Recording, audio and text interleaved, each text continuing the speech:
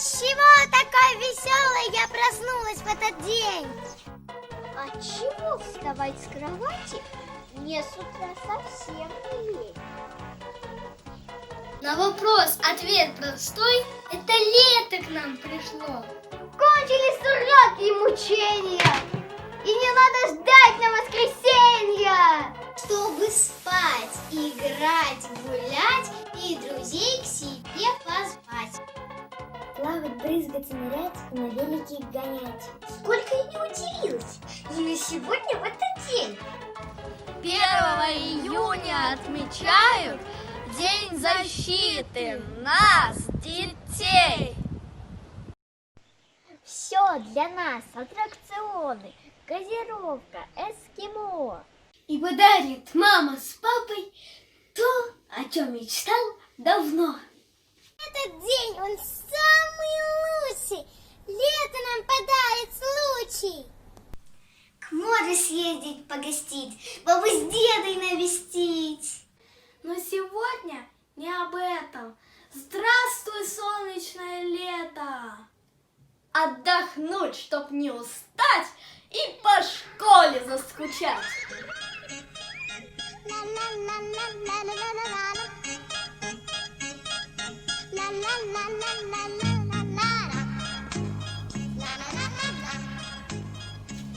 Потерявшийся ребенок должен помнить, что его отведут домой, как только назовет он адрес свой.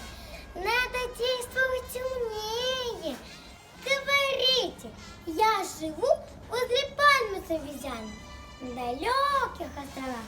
Потерявшийся ребенок, если он не дурачок, не упустит верный случай в разных странах побывать.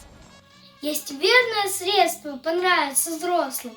С утра начинайте орать и сорить, подслушивать, хныкать, по дому носиться, лягаться и клянчить, подарки у всех. Хамите, хитрите, дразните и врите. А к вечеру вдруг перестаньте на час, и сразу с улыбкой, растроганной глазя, все взрослые вас по головке погладят и скажут, что вы замечательный мальчик, и нету ребенка приятнее вас. Если вы гуляли в шапке, а потом она пропала, не волнуйтесь, маме дома можно что-нибудь соврать. Но старайтесь врать красиво, чтобы, затаив дыхание, мама долго слушала вранье. Но если вы наврали про потерянную шапку, что ее в бою не равно отобрал ваш шпион, постарайтесь, чтобы мама не ходила в иностранную разведку. Там ее не так поймут.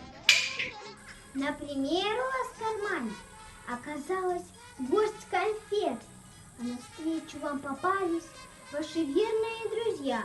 Не пугайтесь и не прячьтесь, не кидайтесь убегать. Не пихайте все конфеты вместе с фантиками в рот. Подойдите к ним спокойно, лишних слов не говоря. Быстро вынув из кармана, протяните ему ладонь, руки крепко им пожмите, попрощайтесь не спеша и, свернув за первый угол, мчитесь быстренько домой. Чтобы дома съесть конфеты, залезайте под кровать. Потому что там, конечно, вам не встретится никто. Если вы с друзьями вместе веселитесь во дворе, а с утра на вас надели ваше новое пальто, то не стоит ползать в лужах и кататься по земле, сбираться на заборы, повисая на гвоздях. Чтобы не портить и не пачкать ваше новое пальто, нужно сделать его старым. Это делается так. Залезайте прямо в лужу, покатайтесь по земле и немножко на заборе повесите на гвоздях. Очень скоро станет старым ваше новое пальто. Вот теперь спокойно можно веселиться во дворе. Можно смело ползать в лужах и кататься по земле и взбираться на заборы, повисая на гвоздях. Если мама в магазине вам купила только мячик и не хочет остальное все, что видит, покупать, встаньте прямо, пятки вместе, руки в стороны расставьте. Открывайте рот пошире и кричите букву А. И когда, роняя сумки с воплем «Граждане, тревога!», покупатели помчатся с продавцами во главе.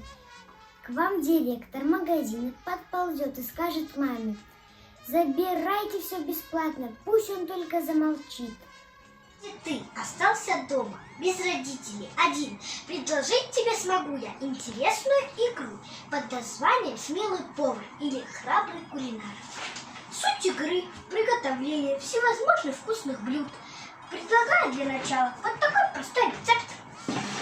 Нужно в папины ботинки вылить мамины духи, а потом ботинки эти смазать пенкой для бритья и полив их рыбьим жиром с черной тушью пополам,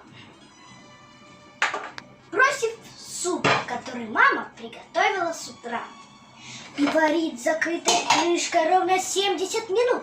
Что получится, узнаешь, когда взрослые придут. Требует тебя к ответу? Что ж, умей держать ответ.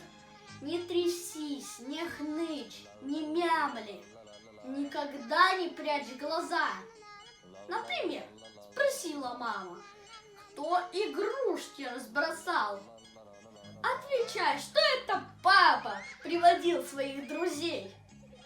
Ты подрался с младшим братом. Говорю, что первый он бил тебя ногой по шее и ругался, как бандит. Если спросят, кто на кухне, все котлеты искусал, отвечай, что кот соседский, а возможно сам сосед. В чем бы ты ни провинился, научись держать ответ. За свои поступки каждый должен смело отвечать. Если к папе или к маме тетя взрослая пришла, будет какой-то важный и серьезный разговор, нужно сзади незаметно к ней подкрасться, а потом громко крикнуть в ухо: «Стой! Сдавайся! Руки вверх!» И тогда со стула тетя с перепугу упадет и прольет себе на платье чай, компот или кисель. То, наверное, очень громко мама будет хохотать и гордиться своим ребенком. Папа руку вам пожмет, за плечо возьмет вас папа и куда-то отведет. Там, наверное, очень долго папа будет вас хвалить. Если не купили вам пирожные и в кино с собой не взяли вечером, нужно на родителей обидеться и уйти без шапки в ночь холодную. Там вам сразу волк голодный повстречается, и, конечно, он быстренько вас лопает. Вот узнают мама с папой, забегают, запрыгают, заплачут и помчатся покупать пирожное, и в кино с собой будут брать вечером. Самого сгорания в доме не произошло. Выходя из помещения, выноси с собой утюг, пылесос, электроплитку, телевизор и торшер.